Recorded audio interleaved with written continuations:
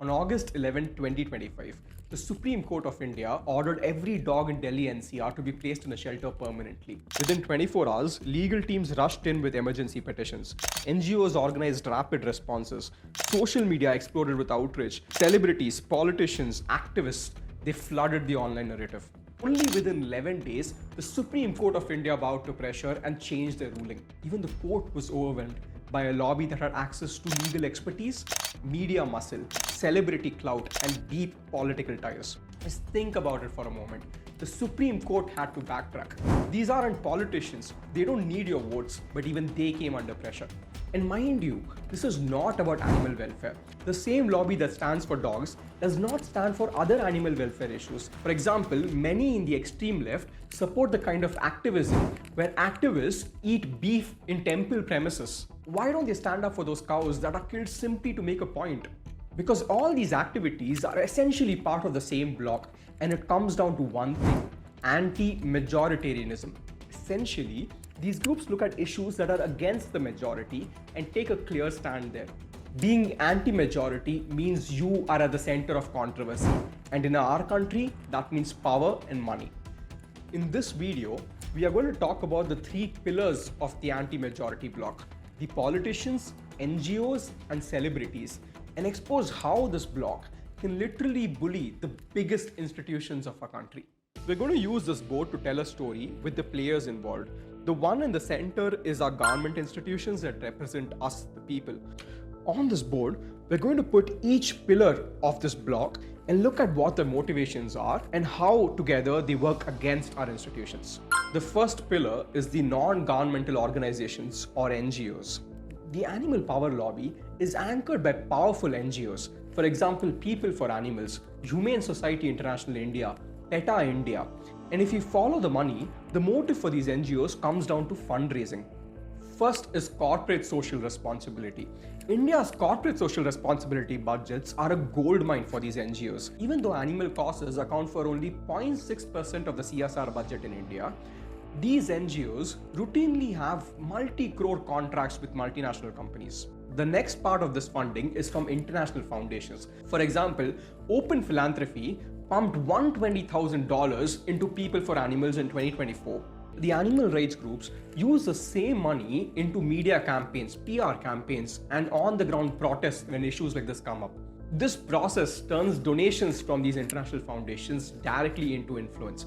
And why do international foundations care? Why do they invest in India's NGOs? It's because foreign governments, through them, can have a sway in Indian policy making. Crowdfunding adds another layer. When the dog bite issue recently came along, the digital arms of these NGOs start donation campaigns almost instantly. Even though individuals pay only a small amount, these donations can raise crores within hours. And this money directly goes into large legal teams, getting celebrity endorsements and moving the media muscle. Every time a new controversial event comes up, this cycle starts. This is literally an industrial scale operation. These NGOs live for these issues. Every time something comes up, they get to profit heavily, and therefore they are one of the biggest players on this board. The second pillar, it's the celebrities. India is a country where star power can move markets, and celebrities do the same for these issues. In fact, it's well known that many celebrities are paid for their endorsements during these issues. Let me give an example of just how powerful a celebrity endorsement can be. Recently, Anushka Sharma received PETA's International Advocate for Animals Award. Her posts reached 10 million people in a day.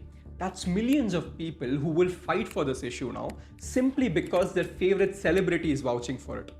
And then the post made its way to media channels. They were featured during prime time. Suddenly, the judges were not only facing legal arguments, but media amplified moral outrage. Oftentimes, celebrities hire PR companies, and PR companies oftentimes promote using activism as a career move. Every hashtag, selfie, and video by these celebrities can reach millions of people that politicians and government can simply not ignore. And this makes the celebrities one of the most powerful groups on this board. And finally, and perhaps most importantly, there are the politicians. For these elected leaders, animal rights movements are a shortcut to urban elite vote banks.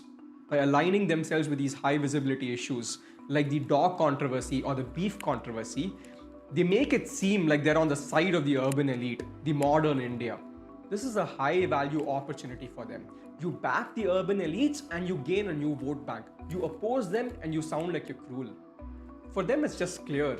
Animal activism equals political capital. By the time the Supreme Court's reversal was announced, every major party was praising this decision, and they perhaps have the most power over the Supreme Court of India. These three pieces, the politicians, NGOs, and celebrities, all converge on one strategy: anti majority mobilization. By championing causes that are against the majority, whether it's the stray dog issue or the beef controversy, they reinforce in group identity politics. Let's zoom out a bit here. This is not about the dogs issue. This is what modern activism has become. This is what our democracy has fallen to. It's no longer about healthy democratic debate. It's about bullying our institutions into doing what we want. And when the court's decision is against what you wanted, it just starts this well-oiled machinery that does everything in its power to influence the court. As citizens, to protect ourselves, we need to be aware when we're being taken advantage of. Next time a movement like this comes along, ask yourself, who profits from this? And even if you believe in the cause, is this the way you want it accomplished? If you like this story, definitely give this video a like and share it with your friends. If you want to see videos on similar socio-political issues, consider subscribing to this channel. Also, I recently made a video on the NEET controversy. It's a side nobody talks about. It's a story of how everybody wants you to fail at the NEET. If you want to watch that video, you can do so with this link. Thank you.